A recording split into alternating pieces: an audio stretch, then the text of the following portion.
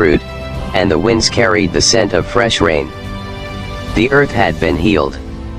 For years, Amina and Kazi, now the revered snake girls, wandered the lands, guarding the balance of nature. With their powers, they could command the snakes of the earth, the creatures who slithered beneath the surface, and those who lived in the trees and grass. The snake girls spoke the language of the serpents and were able to communicate with every animal and plant in the kingdom. The villagers came to worship them, seeking guidance when storms threatened, when animals were sick, or when the crops failed. The snake girls would slither through the village, their bodies coiling and undulating gracefully, as they whispered words of ancient knowledge into the ears of the elders. In times of conflict, the snake girls would become fierce warriors. Their powers could summon the fury of the serpent gods, causing the ground to quake and the skies to darken.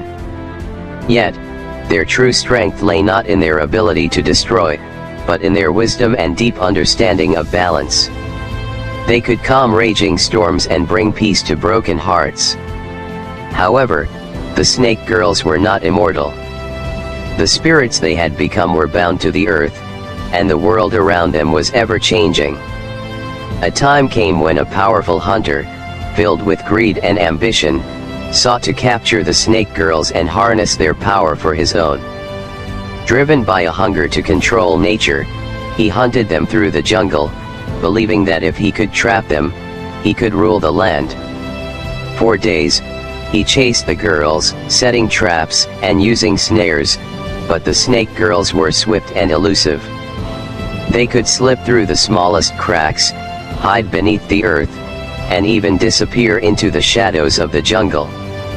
Still, the hunter's obsession grew, and one day, he managed to capture them, chaining them in a pit deep in the forest. But Amina and Kazi, though trapped physically, never lost their connection to the earth. As the hunter closed in, preparing to claim his prize, the snake girls chanted the ancient words, calling upon the very power of the earth to break their chains. The ground trembled and cracked, and the hunter was swallowed by the earth itself, his greed silenced by the earth's wrath. From that day on, the snake girls were free. But they realized that their connection to the earth was not just a gift, it was a responsibility. They vowed never to let the balance be threatened again, for they understood that power must always be respected, and nature must be revered. To this day, the legend of the snake girls is passed down from generation to generation. The villagers tell stories of how Amina and Kazi, through their unity and connection to the earth, became the guardians of the land, protecting it from those who sought to harm it. Their spirits are said to live on, whispering through the winds and rustling the leaves of the trees.